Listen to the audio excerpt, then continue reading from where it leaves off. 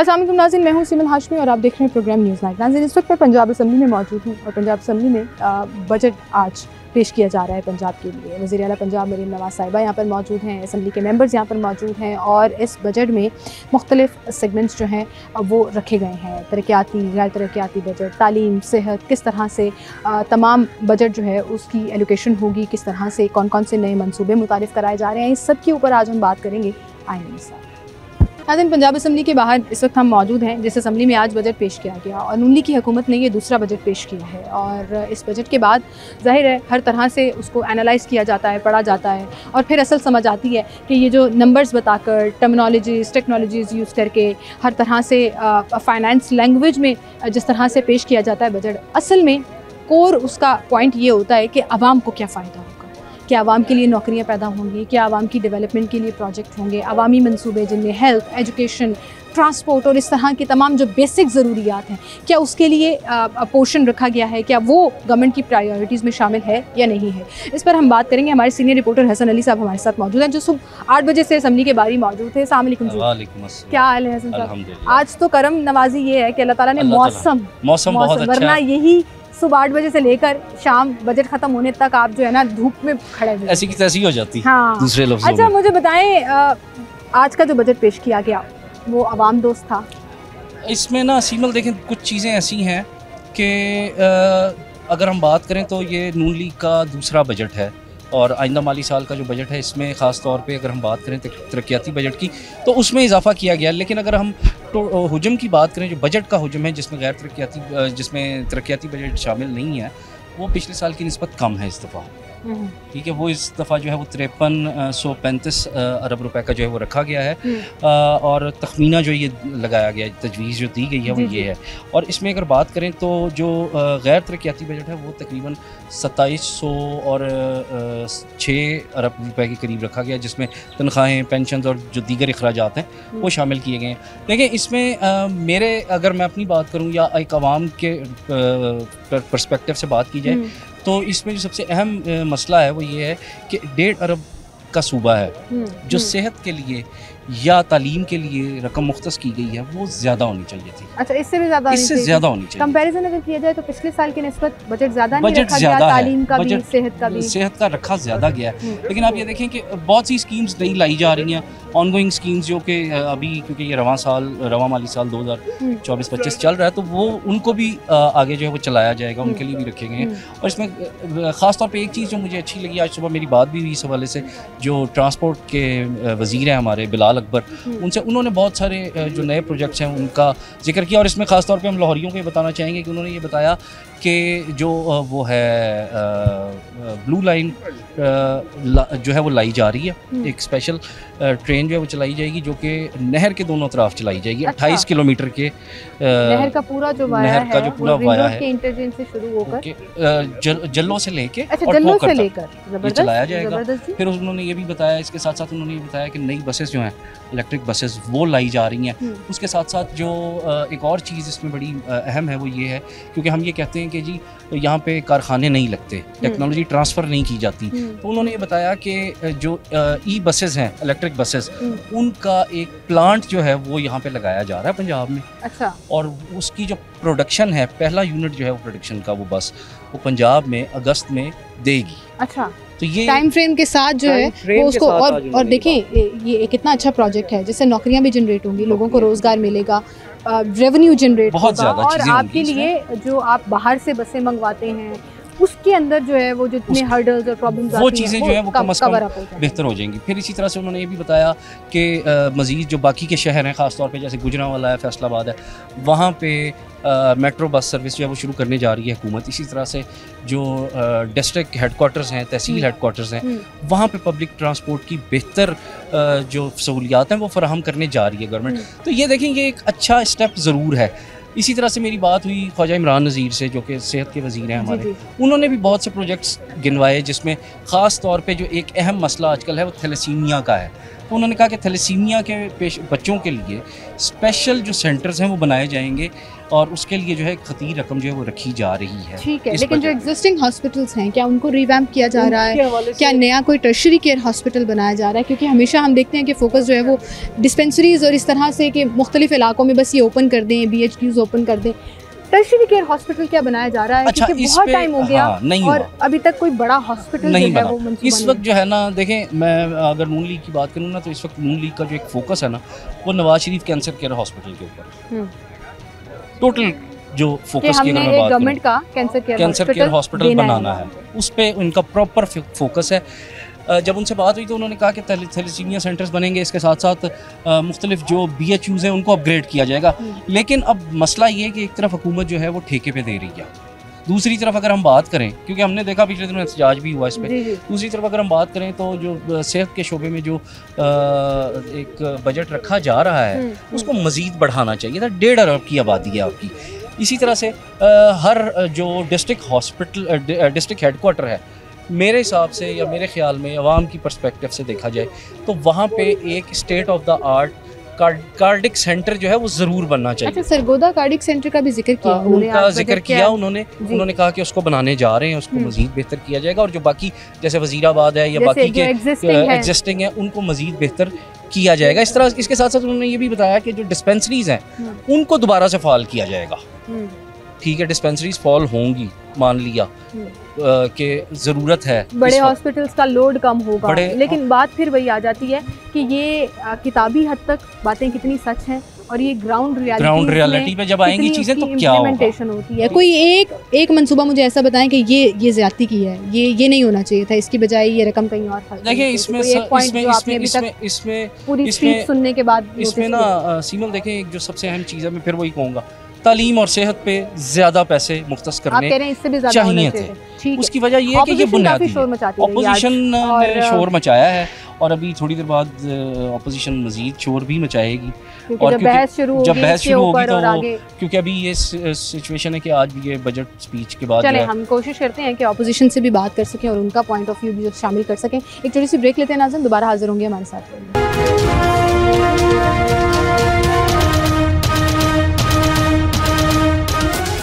Welcome back नाज़रीन, एक बार फिर से आपको खुशामदीद कहेंगे। हमारे साथ हमारे सीनियर रिपोर्टर राउत दिलशाद साहब मौजूद हैं और उनसे गुफ्तगू का आगाज़ ये तो पूछूंगी कि उनकी नज़र में ये बजट जो है वो आवाम दोस्त था या नहीं, लेकिन हमेशा एक चीज़ कंपैरिजन होता है क्योंकि नया बजट जब पेश हो रहा होता है तो पिछले साल का बजट ख़त्म भी हो रहा होता है और उस परफॉर्मेंस पर गवर्नमेंट ने क्या किया, किस तरह से वो जो मनसूबे अनाउंस किए गए थे उस पर किस हद तक प्रोग्रेस हुई, ये भी डिस्कस किया जाता है। तो मैं यहाँ से बात का सिलसिला ज़रा आगाज़ करना चाहूँगी और थोड़ा सा कंपेरिजन करूँगी। अस्सलाम वालेकुम राव साहब। वालेकुम सलाम। क्या हाल है राव साहब? अल्लाह का शुक्र। बिल्कुल अगली पिछली सारी सुनाई जाती है अगर आम अल्फाज में कहा जाए तो गलत नहीं होगा। नहीं, वो एक पूरा किताबचा है जिसमें हाँ, वो मैंने देखा पूरा एक साल में क्या किया और आइंदा साल में क्या। तो मैंने आपसे रिक्वेस्ट की कि सिर्फ स्पीच पकड़ लें, बजट स्पीच है बाकी साइड पे रखते। इसी को भी देख रहे थे और वज़ीर ख़जाना ने बजट स्पीच की और हस्ब रवायत अपोजिशन ने कॉपियाँ फाड़ कर और बड़ा शदीद एहतजाज जो है वो किया है और एहतजाज के हवाले से वो पूरा एक मुतमली आपको पता है बजट के इजलास में जो भी गवर्नमेंट होती है, वैसे बाय द वे ये हमारी रवायत है, हम नहीं बदल सके,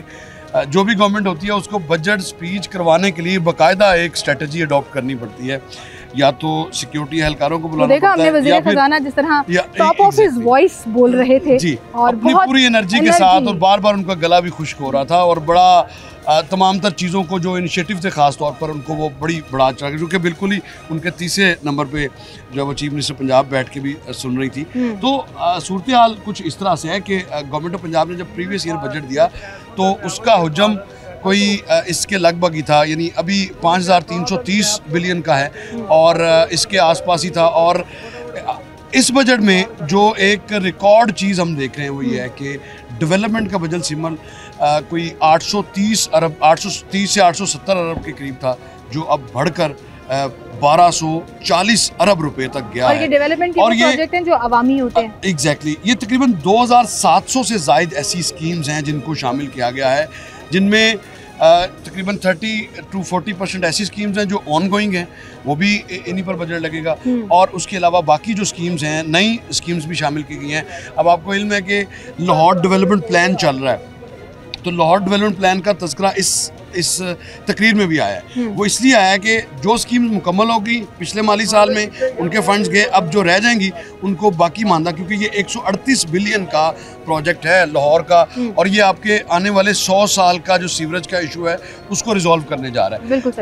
तो मजमूई तौर पर हम देखते हैं इसके खदोखाल, तो अभी तो इस पर डिबेट होगी।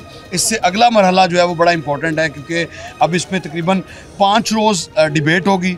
बहस का आगाज़ जो है वो अपोजिशन लीडर करेंगे, और उसके बाद तमाम अरकान असम्बली को 5-5, 7-7 मिनट दिए जाएंगे कि वो इस बजट पर अपनी तजावीज़ भी दें, और उसके बाद फिर इस बजट के हवाले से क्या बेहतरी होनी चाहिए वो भी दें, और कंक्लूड करेंगे सूबाई वज़ीर ख़जाना। अभी हेल्थ की आप बात करें, तकरीबन 500 अरब से ज़ायद का हेल्थ का बजट है। इसी तरह से 17% इंक्रीज़ है एजुकेशन के बजट में, और एजुकेशन का बजट बढ़ाया गया क्योंकि उसमें जो इनिशिएटिव अगर आप देखें, हम सुन रहे थे उसमें लोग ये भी कह रहे थे कि इससे भी ज़्यादा हो सकता था, जितनी आबादी है देखिए पंजाब की। आपने कोई बड़े हॉस्पिटल बनाने के लिए रिवैम्पिंग की बात ज़रूर हुई है, नवाज शरीफ कैंसर केयर की बात ज़रूर हुई है, लेकिन एक टर्शरी केयर हॉस्पिटल बनाने की कोई इस तरह से बात नहीं हुई है। बेसिक जो एग्जिस्टिंग चीज़ें हैं उनको रिवैम्प करने की बात हुई है, इस पर आपका क्या? देखिए, आपके जो हेल्थ का स्ट्रक्चर है वो डिस्ट्रिक्ट्स में आपको डिस्ट्रिक्ट हेडक्वार्टर्स हॉस्पिटल्स हैं, तहसीलों में तहसील हेडक्वार्टर्स हॉस्पिटल हैं, उसके अलावा रूरल एरिया में RHCs हैं और BHUs हैं। अच्छा, उनको प्राइवेटाइज करने की तो बात बाद में होगी, लेकिन उनकी रिवैम्पिंग करनी है, उसको इस काबिल बनाना है कि आम आदमी जाए तो कम से कम उसको वापस मिले। आपको याद होगा निगरान गवर्नमेंट में बहुत ज़्यादा पैसा रिवैम्पिंग पर इन्वेस्ट किया गया था, और जिसके समरात ज़ाहिर है आवाम तक पहुँचे भी, और उसी का ये तसलसल अभी है। इसको और ज़्यादा बढ़ाया गया है। अभी इसमें तकरीबन 1000 से ज़ायद ऐसे BHUs हैं जिनकी रिवैम्पिंग का इस बजट में भी जिक्र किया गया है, और इसमें इसके लिए खतीर रकम भी खर्च की जा रही है। फिर इसके साथ साथ एजुकेशन की फैसिलिटीज़ में पैसा यही था, लेकिन अगर आप कंपैरिजन करते हैं 3 साल पहले के बजट के मुकाबले में, तो कहाँ थे लैपटॉप, कहाँ था होनहार स्कॉलरशिप प्रोग्राम। अब ये वो इनिशिएटिव है, और इसके साथ साथ और बहुत सारे बच्चों की फीसें। फिर इसी बजट में आपको पंजाब के जो 80 लाख मज़दूर हैं उनको हर सेमाई के बाद उनको राशन कार्ड के नतीजे में जो है वो ग्रांट दी जाएगी, तकरीबन 10 से 15 हज़ार रुपए। चलिए, ये तो फिर एक अलग बहस शुरू हो जाती है ना, वो कार्ड किसको मिल रहा है, किसको नहीं मिल रहा, कौन रजिस्टर हो रहा है, कौन नहीं हो रहा। गवर्नमेंट ने ये प्लान तो किया है कि इसको वी अप्रिशिएट द प्लानिंग, और ख़ास तौर पर सिमल 87 इनिशिएटिव्स थे वज़ीर आला पंजाब के, जिनका कि अगर इसका आप तनकीदी जायज़ा भी लें तो पाकिस्तान की तारीख़ में, अगर सिर्फ मैं आपको सिर्फ महकमा बल्दियात की बात बताऊं, महकमा बल्दियात का बजट कभी भी 240-45 अरब से ज़्यादा नहीं खर्च हो सका।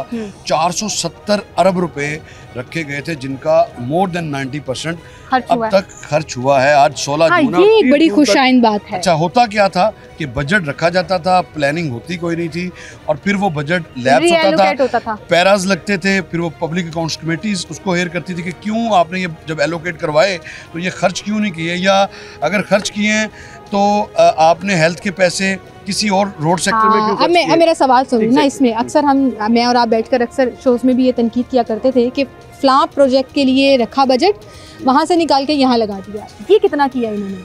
देखिए, इस साल की अगर आप बजट के अदादोशुमार को देखते हैं तो उसमें आपको बहुत कम, यानी जिस मकसद के लिए जो पैसा रखा गया, ये मैं लाहौर डेवलपमेंट प्लान की बात कर देता हूँ। ये यहाँ पे आपका सबसे बड़ा शहर है, और आप देखते थे क्या सूरत हाल होती थी ज़रा सी बारिश में, और पहले ही बारिश में कहते थे कि इम्तिहान में वासा भी फेल और सारे फेल। उसकी बुनियादी वजह ये थी कि आपका जो सीवरेज सिस्टम था वो 40 साल पुराना था। इस इनिशिएटिव को अब इसको आप तारीफ समझें या कुछ भी कहें समझें, लेकिन इस चीफ मिनिस्टर ने इस चीज़ को अडॉप्ट किया है, और पहले कभी किसी ने इसको अडॉप्ट नहीं किया, सिर्फ इसलिए कि 50-60 बिलियन रुपए लगाएंगे तो ज़ेरे ज़मीन लग जाएंगे। दिखाएंगे कैसे? तो 346 किलोमीटर की आपकी सीवरेज लाइन लाहौर में हो रही है। तो ये वो सारे इनिशिएटिव हैं। इसके अलावा भी आपके लाहौर में पहला कैंसर अस्पताल बन रहा है, जिसका हुजम पब्लिक अस्पताल जिसका हुजम 56 अरब था और वो बढ़ के कुछ 66 पे चला गया है और मज़ीद ये 10% एस्केलेशन इसमें आएगी। तो इस तरह के लाहौर में PIC2 जिन्ना इंस्टीट्यूट के नाम से मुझे एक बात बताएं राव साहब, अब मैं आपके बजट पे ज़रा तनकीदी सवाल भी पूछना चाहूँगी क्योंकि आपने सारी स्पीच सुनी है, सारा बजट सुना है, आगे आप बहस भी कवर करेंगे। सारा कुछ लाहौर में ही क्यों? हम तो लाहौर की बात कर रहे हैं, लेकिन क्या बाकी शहरों का जिक्र भी हुआ है? क्या बाकी शहरों में भी कुछ हेल्थ एजुकेशन की आपका इंटरेस्टिंग, चूँकि हम पिछले 4 रोज से ना बजट से रिलेटेड खबरें ब्रेक करते आ रहे हैं हर बुलेटिन में। अच्छा, ये आपको ये वो एक ऐसा इम्प्रेशन है कि जिसको कि ज़्यादा तरवीज दी जाती है, लेकिन क्या गुजरांवाला में 30 अरब रुपए से मेट्रो बस सर्विस बनने जा रही है? क्या वो लाहौर में 120 अरब रुपए में 120 अरब रुपए में फैसलाबाद में मास ट्रांजिट सिस्टम लाया जा रहा है, इस बजट में शामिल है? क्या वो लाहौर में 600 इलेक्ट्रिक बसेस इस बजट में शामिल हैं? 310 अरब रुपए महकमा ट्रांसपोर्ट, तारीख में कभी 60 को इतनी इम्पोर्टेंस नहीं मिली थी, ये तो मैं भी गवाह हूं। 60 से 70 अरब रुपए महज रखे जाते थे पब्लिक ट्रांसपोर्ट की मद में, वो भी खर्च नहीं होते थे, वो भी जहाँ खर्च होते थे वो भी आपको पता है। अच्छा, अब मसला ये है कि 600 इलेक्ट्रिक माहौल दोस्त बसें चलेंगी आपका। अब फिर अच्छा, चूँकि सूबाई दारुल हुकूमत है, सिविल सेक्रेटेरिएट इधर है, कमांड एंड कंट्रोल सेंटर चाहिए आपको पब्लिक ट्रांसपोर्ट की बेहतरी के लिए, वो ऑब्वियसली लाहौर में ही बनना है। अब बाज़ चीज़ें ऐसी हैं जो कि बननी ही लाहौर में, तो इसलिए शायद लाहौर, अब वो 5.6 बिलियन का प्रोजेक्ट है, तो वो लाहौर में जब बनेगा तो फिर आपका सवाल तो आएगा। लेकिन 600 बसों में से अब जो लाहौर में बसेस चलेंगी 27 चल रही हैं, तकरीबन कोई 70 या 80 बसें मज़ीद लाहौर में चलेंगी। उसके अलावा बाकी तमाम अज़ला में ये जा रही हैं, तमाम अज़ला में ये पब्लिक ट्रांसपोर्ट को बेहतर किया जा रहा है। ये क्रेडिट है बेसिकली बिलाल अकबर खान का, जो सूबाई वज़ीर ट्रांसपोर्ट है, बड़ी मेहनत करके, और वो कोशिश ये की जा रही है इसका हुजम और ज़्यादा बढ़ाया जाए ताकि चाइनीज़ कंपनी का यूनिट यहाँ पर लगवा के यहाँ से बसेस एक्सपोर्ट की जाएं, ताकि जो कंपनी इन्वेस्टमेंट भी करे यहाँ लग जाता है। अभी हम जिक्र कर रहे थे, हसन अली इसका जिक्र कर रहे थे, अगर यूनिट लगता है तो आप सोचें रोजगार हमारे लिए तो पैदा होगा। आपका जो आपने डॉलर्स दे के जो पेमेंट करनी है आपकी, वो भी आपके मुल्क में ही होगी, और उसके बाद फिर यहाँ से बसेस, उनकी शर्त ये है कि चाइनीज़ कंपनी जो बसेस दे रही है, इलेक्ट्रो बसेस जो आपको चलती हुई नज़र आ रही हैं, वो उनकी शर्त ये है कि मिनिमम 3000 बसेस का ऑर्डर हो, तो फिर हम यूनिट के बारे में मनसूबाबंदी करेंगे। जाहिर है ऑब्वियसली जिसने 3-4 बिलियन डॉलर की इन्वेस्टमेंट करनी है, ऑब्वियसली उसने अपना लिथियम बैटरी, कोई सस्ती बैटरी नहीं है, ऑब्वियसली हर कोई अपना इंटरेस्ट वॉच करता है पहले। तो ये कोशिश तो जारी है, लेकिन अभी तक उन अहदाफ को ऑपोजिशन के एंड पे जाते जाते मुझे ब्रेक की तरफ जाना है, लेकिन ऑपोजिशन के एतराज़ात में से कोई एक वैलिड एतराज़ बताइएगा जो आपको लगा कि ये वो ठीक है। देखिए, ऑपोजिशन की जानिब से वही सवालात किए जाते हैं। ऑपोजिशन जो भी होती है वो कोशिश ये करती है कि बजट की कापियां फाड़ के, जैसा आप लेकिन फाड़ के कोई तो मुतालिबा रखे ना, कोई तो एतराज कोई आउट लाउड तो उनका एक ही मुतालबा है कि ये गवर्नमेंट, ये बजट ही सही नहीं है और ये फार्म 47 की गवर्नमेंट है, तो ये एक बड़ा उनका ये सबसे बड़ा मुतालबा ही है। उसके अलावा अब चूंकि जब डिबेट शुरू होगी तो मतलब हम तरसते रहेंगे कि कोई प्रोडक्टिव एतराज आ जाए। अब चूंकि अगला मरहला इसका बजट की मंजूरी का होगा, जिसमें सबसे पहले बजट पर 4 से 5 रोज़ बहस होनी है। उसमें फिर अपोजिशन लीडर चूँकि उसका आगाज़ करेंगे, और वो तो उनकी स्पीच बजट स्पीच से ज़्यादा लंबी होती है, तो 1.5 से 2 घंटों की उनकी वो स्पीच होगी, क्योंकि वो तैयारी करके आएंगे, हर पॉइंट के मुकाबले में वो अपनी करके आएंगे। ऑब्वियसली ये एक रवायत भी है और अच्छी बात है। अपोजिशन को पॉलिसीज के ऊपर तनकीद करनी चाहिए, पॉलिसीज किस तरह से बेहतर हो सकती हैं। मिसाल के तौर पे सॉलिड वेस्ट का सिस्टम जो सुथरा पंजाब का शुरू किया जा रहा था, तो पूरे हाउस से डिबेट करवाई गई, बहुत सेर हासिल तजावीज़ सामने आई, और उसका नतीजा आप देख लें, एक पॉलिसी बनी। और अभी हाल ही में ईद गई है, हाल ही में ईद गई है, सिमल आप और मैं वो लोग हैं जो जिनके लिए इलाज पड़ी हुई खबर होती थी, और हमारा शो भी और मैं तो खुद ढूंढता रहा हूँ। अच्छा, ये सारी चीज़ें कैसे हो गई? इसलिए हो गई कि आपने पहली मरतबा प्रॉपरली इन्वेस्ट किया, और पैसा जब खर्च करेंगे, और एक और सुथरा पंजाब की एक और बात है कि सुथरा पंजाब प्रोग्राम में पहली मरतबा कोई गैर मुल्की कंपनी नहीं है। जो डाइवो कंपनी है उसकी ओनरशिप भी पाकिस्तान में है, वो भी डाइवो कितनी मशहूर कंपनी है, वो भी सफाई के कॉन्ट्रैक्ट में आई है, उन्होंने मशीनरी इंपोर्ट की है। और सारी कंपनीज, ननकाना साहब हो या रहीम यार खान की तहसील सादकाबाद, मुकामी कंपनीज हैं, मुकामी कॉन्ट्रैक्टर्स हैं, डॉलर्स में पेमेंट कोई नहीं।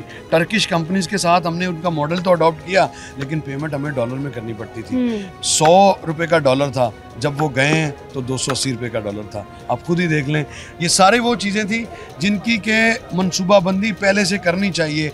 और जो मीडियम टर्म जो एक प्लान है गवर्नमेंट का, उसके लिए 555 अरब रुपए रखे गए हैं और उसकी 2700 से ज़ायद स्कीम्स हैं। अच्छा, अब ये पैसा रखना ज़रूर एक आर्ट है, लेकिन पैसे को सही जगह पर इस्तेमाल करना ये उससे भी बड़ा आर्ट है, बड़ी जिम्मेदारी है। और ये जो अभी आप कह रहे थे ना कि ऑपोजिशन बहस करेगी, तो खराबियां हैं, सिस्टम में खराबियां मौजूद हैं आज भी, लेकिन बहुत सारी चीज़ों को आप, जैसे सफाई का निज़ाम आपका ज़रा सा ऑटो पे गया है तो आपको सारी चीज़ें आप खुद कॉल करें 1139 पे, वो आ जाते हैं। बिल्कुल, सिस्टम बनाने की बात है, बात आपका सिस्टम ऑटो। और डेवलपमेंट का बजट खर्च करने के हवाले से भी अब चूँकि तमाम तर जो ऑक्शन है वो ऑनलाइन है, यानी कॉन्ट्रैक्टर का यहाँ पे आना ज़रूरी नहीं है, सब कुछ अपलोड करेगा और बिडिंग में रहीम यार खान में बैठा हिस्सा ले लेगा, कराची में बैठा हिस्सा। आई थिंक ये ऑटोमेटेड सिस्टम और एक सिस्टम डेवलप कर देना इन लॉन्गर रन पाकिस्तान को बहुत फायदा पहुंचाने वाला है, पंजाब को बहुत फायदा। माइन एंड मिनरल्स की सारी जो ऑक्शन है वो इस पे हुई है, फिर भी खराबियां हैं, लेकिन ये with the passage of time ठीक होंगी। चलें, कोई बात नहीं, वो खराबियां मैं और आप जो है ना वो हाईलाइट करते रहेंगे। और आप अगर इस बजट की तारीफ कर रहे हैं, कुछ पॉइंट्स की जो आपने कहा चीजें रखी गई हैं, अभी इसकी एग्जीक्यूशन के हवाले से फर्दर बुक्स पढ़नी पड़ेगी। रिपोर्टर अगर ये कर रहा है तो इसका मतलब अभी देखें, अभी इस पे काम कर, अभी चूंकि ये बुक्स मिली हैं, इसको देखना है कि कितने रखे गए थे पिछले, वो एग्जैक्ट फिगर जब आपके सामने आएंगे तो आपके लिए और आसान होता है बताना। ये जो फिगर्स जाहिर है चीज़ों को, और सारे सेक्टर्स को जब आप देखते हैं तो फिर थोड़ा ईजी होता है। लेकिन तमाम चीज़ों के बरक्स सूरत हाल हौसला अफजा है। ठीक है, हौसला अफजा है। कुछ सवाल मेरे पास अभी और भी हैं जिनके जवाब ढूंढने की हम कोशिश करेंगे। छोटी सी ब्रेक लेते हैं, दोबारा हाजिर हैं।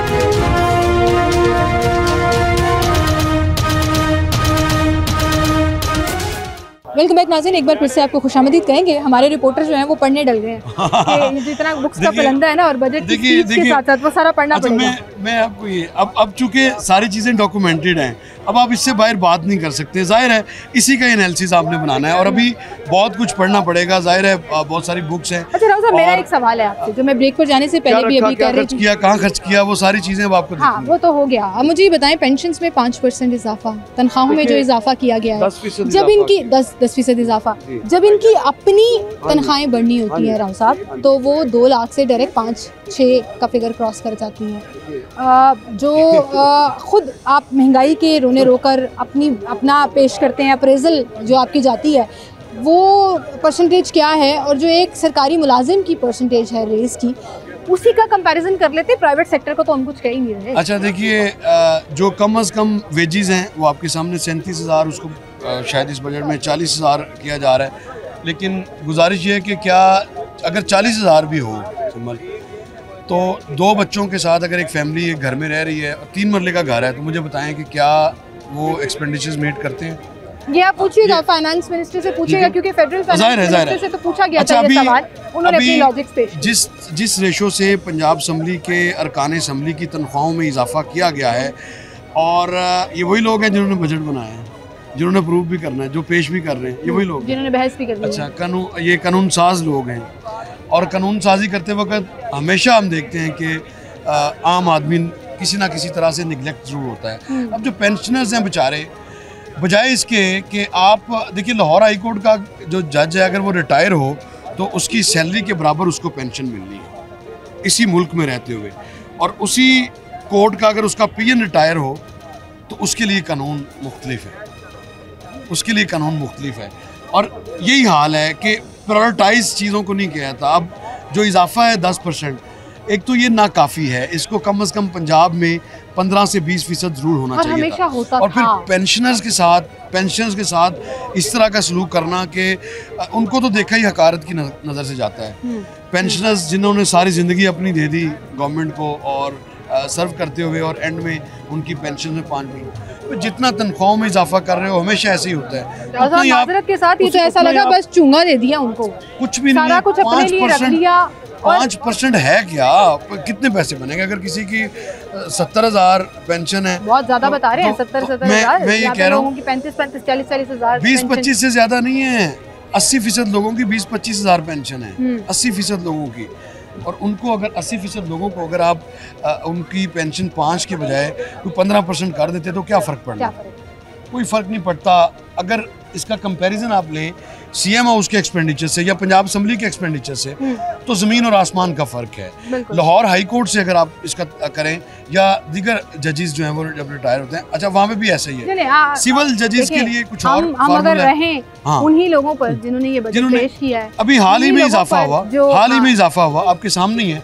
और ना कोई कानून बनाने वाला बोला, ना कोई जो अपना फायदा हो रहा था। अच्छा, इसमें इंटरेस्टिंग बात ये थी ऑपोजिशन भी खामोश रही इसमें, क्योंकि सबका तो पिछले दौर हुकूमत में भी जब ऐसे हुआ था ये इज्तिमाई फायदा, तब भी नून लीग चुप रही थी। अच्छा, इसमें एक लॉजिक पेश की जाती है कि देखिए कि कितने अरसे के बाद बढ़ाई गई है। भाई जितने अरसे के आप भी आपकी सैलरी भी उसी पैटर्न से बढ़ती रहे तो शायद किसी को प्रॉब्लम भी नहीं होगी। अगर आपकी भी 15% बढ़े तो आपकी बढ़ती है 315%, आपकी बढ़ती है 515%।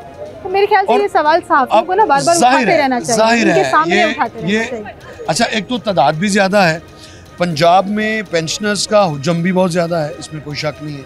लेकिन उसके बावजूद बहुत सारी चीज़ें हैं जिनको कि मैनेज किया जा सकता है। आप देखें कि पंजाब में तकरीबन 40,000 से ज़ायद सरकारी गाड़ियाँ हैं।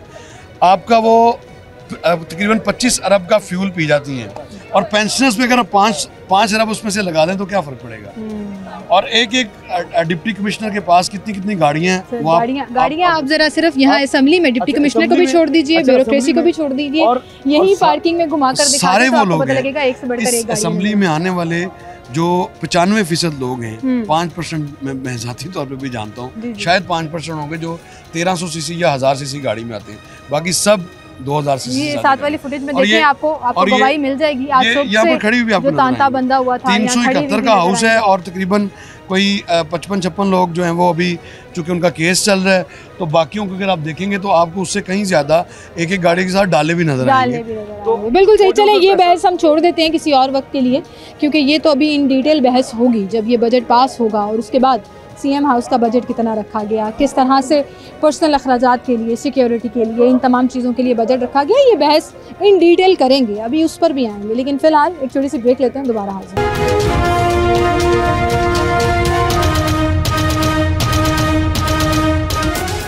सर, बजट पेश किया गया आज का, और उसमें बहुत से पॉजिटिव निकात भी हैं, लेकिन हमेशा से तनकीद भी की जा रही है। इस सारे सिलसिले को आप किस तरह से देखें, खासतौर पर आपकी मिनिस्ट्री के अंदर कौन कौन से प्रपोज्ड प्रोजेक्ट्स हैं जो आज? सबसे पहली बात ये कि पाकिस्तान की तारीख के अंदर इतना अवाम दोस्त बजट कभी नहीं आया। वो कैसे? एक हुकूमत जो कि नया टैक्स नए साल के साथ इजाफा भी ना करे, नया कोई टैक्स जारी भी ना करे। इसका मतलब है कि हमने अपने टैक्स ब्रैकेट को बढ़ाया है कि जिनसे पहले टैक्स मिल रहा है उनकी हड्डियां नहीं निचोड़नी, हमने बाकी लोगों से टैक्स लेना जो नहीं दे रहे। अब अगर आप मेरी मिनिस्ट्रियों की बात करें तो स्पोर्ट्स के अंदर हमारे जो डेवलपमेंट फंड है वो 11 अरब रुपए सीएम ने दिया है। 11 अरब रुपए बड़ी रकम होती है स्पोर्ट्स के लिए। 100 से ज़्यादा मल्टीपर्पज स्पोर्ट्स कम्प्लेक्स बनेंगे, सैकड़ों छोटे छोटे ग्राउंडें पूरे कस्बों में बनेंगी। इसके अलावा नॉन डेवलपमेंट बजट के ऊपर भी बहुत फोकस हो रहा है। खेलों को बहुत सीरियस ले रही हैं। जो मजदूर है वो यकीन जाने के इस टाइम मैं मिनिस्टर कम और मजदूरों की तरह ज़्यादा भाग रहे हैं। 80 बिलियन का जरा डिफाइन करेंगे। 80 बिलियन जो रखा जा रहा है उसके कार्ड के लिए, राशन कार्ड के लिए, उसकी एग्जीक्यूशन कब से शुरू होने जा रही है? मेरी जान, 1 जुलाई से जो हमारा चीफ मिनिस्टर राशन कार्ड है उसका आगाज हो जाएगा और हम उसकी रजिस्ट्रेशन स्टार्ट कर देंगे। रजिस्ट्रेशन बहुत आसान होनी चाहिए। बहुत कंप्लेंट्स आती हैं लोगों को कि हमें सिस्टम सबसे पहली बात है कि रजिस्ट्रेशन हुई हुई है। मैं समझा देता हूँ। जितने भी सिक्योर्ड वर्कर है ना, चाहे वो फैक्ट्री में हैं या कहीं पे भी हैं, जो भी हमारे सिक्योर्ड है वो ऑटोमेटिकली रजिस्टर हो जाएगा। ठीक है। हमने सिर्फ उनसे पुराने कार्ड मैनुअल लेने हैं जिनके ऊपर करप्शन होती है और उनको कंप्यूटराइज देने हैं। That is it. सिर्फ उनके कार्ड से दायरा कार बढ़ाया नहीं जाएगा। बिल्कुल बढ़ाया है। हमने क्या किया कि मरियम नवाज साहिबा ने ऑब्वियसली जब हमने काफ़ी ऐसे हमारे मजदूर भाई हैं जो अभी रजिस्टर नहीं हुए थे तो उनकी रजिस्ट्रेशन भी हम बढ़ा रहे हैं। तो ये मेरे ख्याल में 12 लाख से बढ़ के कई गुना ज़्यादा हो जाएगा। तो आप अच्छा, आज के बजट में मेन फोकस हेल्थ एजुकेशन के अलावा मजदूर के ऊपर भी बहुत एम्फेसाइज। 80 अरब रुपए जो मेरे भाई ने जिक्र किया कि एक एक खानदान को, एक एक शख्स को 3-3 हज़ार रुपये महाना का राशन दिया जाएगा और ये 12 लाख ख़ानदानों को दिया जाएगा। और CM इज़ ऑल्सो कंसिडरिंग कि 5 लाख और बढ़ा दें कि हर जगह से जहाँ पर नहीं भी रजिस्टर हुए उनको भी दायरा कार बढ़ाया गए जाए। और देखिए सीरियसनेस का अंदाज़ा होता है कि 40,000 मिनिमम वेज कर देना, उसको फिर कंप्यूटराइज करके इंश्योर करना कि वो भी मिले, 80-80 अरब रुपए राशन के माध्यम में लोगों को देना। अगर देखें ना, दिस इज लेकिन खोखर साहब, लाहौर को फोकस बहुत ज़्यादा, जैसे हमेशा से कंप्लेन की जाती है हम लाहौरियों के लिए कि सारा कुछ लाहौर के लिए रख दिया जाता है। क्या आज के बजट में भी लाहौर कुछ ज़्यादा सुनने में आया? तो बाकी सूबों, बाकी शहरों की तरफ से बहुत ज़्यादा एतराज़ जो है वो बिल्कुल भी एतराज़ नहीं होगा। आप देखें कि जो मेट्रो आपको नज़र आती थी लाहौर में, वो बाकी शहरों में भी नज़र आएंगी। जो आपको इलेक्ट्रिक बसेस लाहौर में नज़र आएंगी, आपको बाकी शहरों में भी नज़र आएंगी। आप देखें कि 700 नई सड़कें जो बनाई गई हैं वो लाहौर में थोड़ी बनाई गई हैं। लाहौर में तो पहले से ही बहुत अच्छा इंफ्रास्ट्रक्चर था। 700 मेगा रोड्स पूरे साल में बनाई है CM ने, तो वो बाकी शहरों में बनी तो है ना। अब देखें कि अगर हम लाहौर की बात करें तो करोड़ों की आबादी का ये शहर भी है, तो लाहौर एक मरकज़ भी है। लेकिन इसके साथ साथ पंजाब के जो बाकी शहर हैं उनको पीछे हम छोड़ ही नहीं सकते, क्योंकि पूरा पंजाब भी तो CM ऑपोजिशन को क्या कहना चाहेंगे जो कानों पड़ी आवाज़ नहीं सुनने दे रहे थे और हमेशा की तरह आज भी उसी तरह से फ्लोर पर है? गुजारिश है कि खुदारा कि अगर कोई शख्स काम करता है तो अप्रिशिएट करें, आप तनकीद करें परफॉर्मेंस के ऊपर। अगर आपने तनकीद करनी है ना पे, तो KPK का बजट हमारे बजट के साथ रखें, KPK की परफॉर्मेंस भी हमारे साथ रखें, ठीक है ना। बजट तो वो इस्तेमाल कर भी लेंगे, लेकिन उनकी परफॉर्मेंस भी हमारे साथ रखें।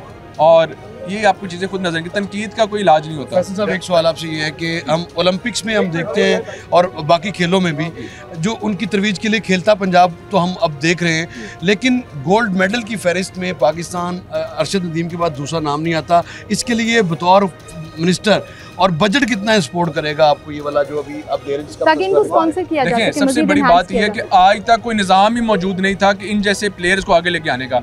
जो अच्छा प्लेयर होता था उसके घर के वसाइल ही इतने नहीं होते थे कि उसको सपोर्ट कर सकें। तो CM साहिबा ने महाना के लिए मंथली स्टाइपेंड्स लगा दिए कि यार अब हमारे खेल कराने का हमारा मकसद नहीं है खेलता पंजाब हो, CM पिंक गेम्स हो, समर गेम्स हो, मकसद ये है कि जो अच्छा परफॉर्म करे उसको गोल्ड, सिल्वर, ब्रॉन्ज कैटेगरी में तकसीम करके उसको महाना दिया जाए ताकि वो अपना कफालत खुद कर सके। बिल्कुल सही। गुड लक फॉर द बहस जो आगे इजलास में होगी। बहुत शुक्रिया, आप हमारे साथ मौजूद थे। और नाज़रीन, बात हो रही थी बजट के हवाले से जिसमें इन डिटेल लेबर डिपार्टमेंट जो उनका अपना डिपार्टमेंट है, स्पोर्ट्स डिपार्टमेंट जिसके बारे में वो बात कर रहे थे, फिर हेल्थ, एजुकेशन और जिस तरह से पूरे बजट की एलोकेशन की गई, प्रीवियस बजट को एक्सप्लेन किया गया, ये सारा कुछ जो है बड़ा मैटर करता है। अब आइंदा अगले 2 दिन बड़े इंपॉर्टेंट होंगे जब ये बहस में जाएंगे, जब अपोजिशन अपनी तनकीद करेगी, सहाफ़ियों की तरफ से तनकीदी सवाल होंगे, उसको किस तरह से जस्टिफाई किया जाता है। एक चीज़ जिसको मैं I am really looking forward to it, वो ये है कि इन तमाम चीज़ों की एग्जीक्यूशन कि कैसे इम्प्लीमेंट कराया जाएगा। वो अगर 40,000 रुपये मिनिमम तनख्वाह है, वो अगर मज़दूर के लिए राशन कार्ड है,